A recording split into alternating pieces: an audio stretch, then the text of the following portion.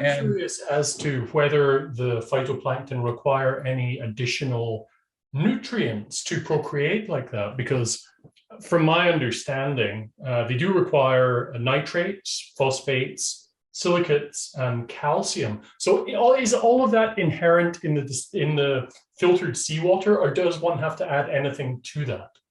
No, I mean, because a lot of those things that you just said, Jamie, are naturally occurring in ocean water. Right. So Okay. like, yeah, so no, we don't add anything into it at all. It is taking it's taking the nutrients from the seawater and the sunlight, and that is then converted into phytoplankton, which is, and then, the nutrients. So no, we don't have to.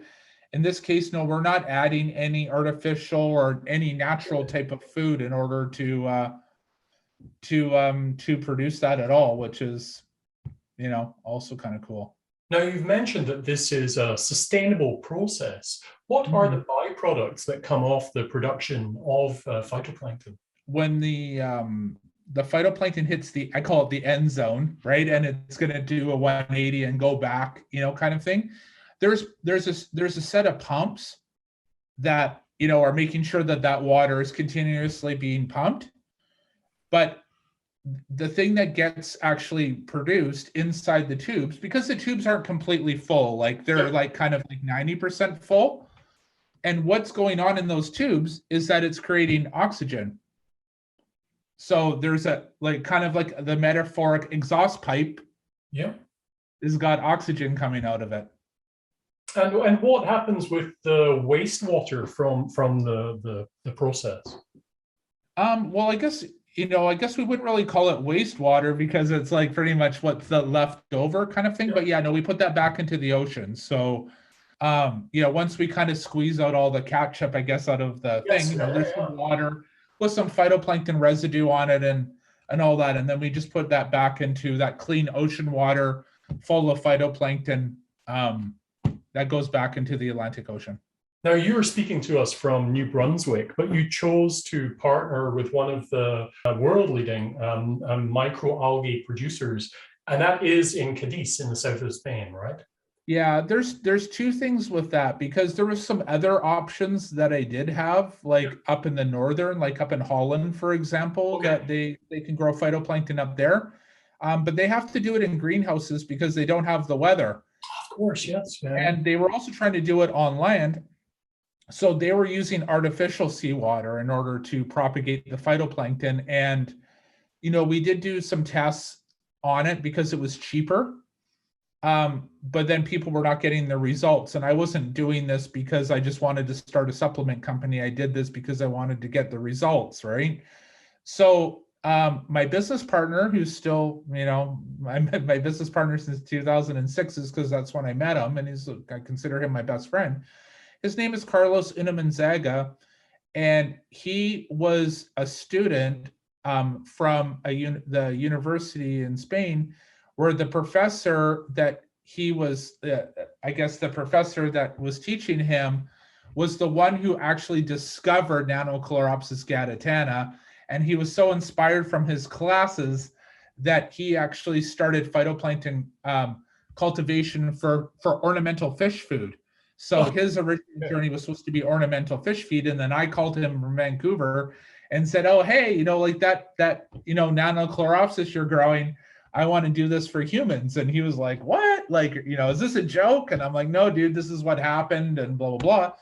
And and that's kind of all started. But a lot of them, I think it's the weather. You need to, a lot of people go, well, why are we not growing this in Canada?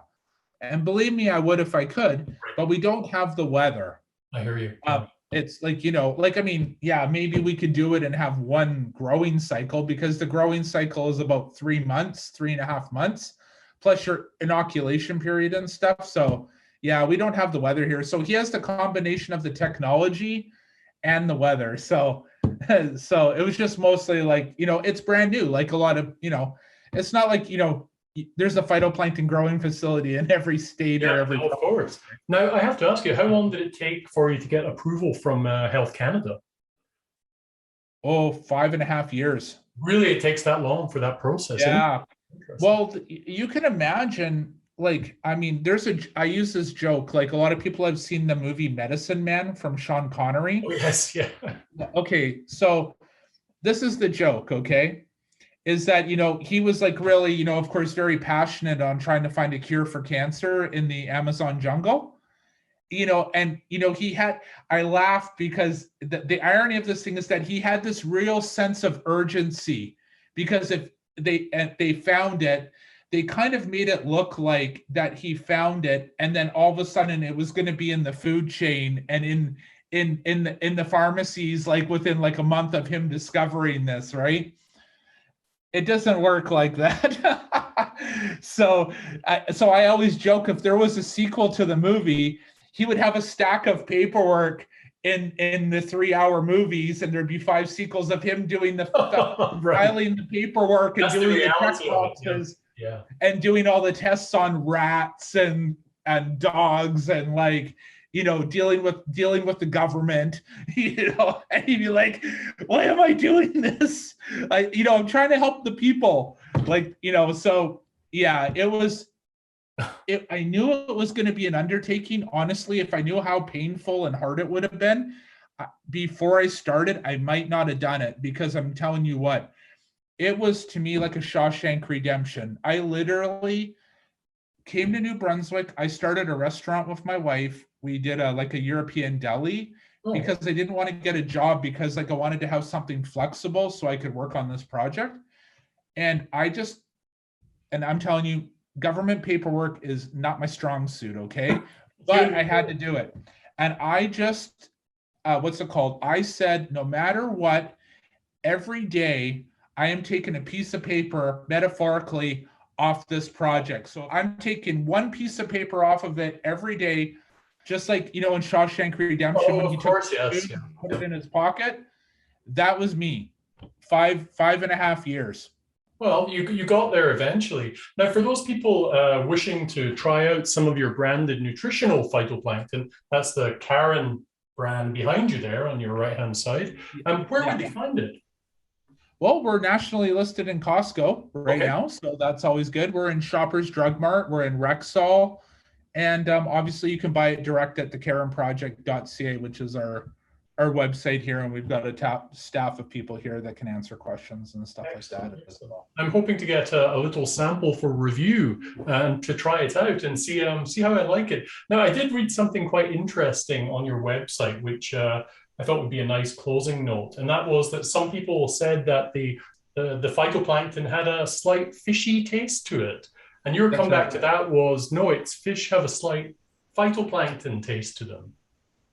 That's right. Yeah. Fish tastes like phytoplankton. Phytoplankton doesn't taste like fish, because the reason why actually seafood in general, the reason that smell at the beach, that smell in the seafood, is what you're smelling the phytoplankton that is through the food chain, like the omegas and the components within the phytoplankton. Yeah. So no, seafood smells like phytoplankton. Excellent. David, thank you so much for joining us at Good Food Revolution today. We wish you all the very best of future success, and we look forward to speaking with you once again in the future at Good Food Revolution. Yeah, thank you, Jamie. Take care. Bye for now. Take care.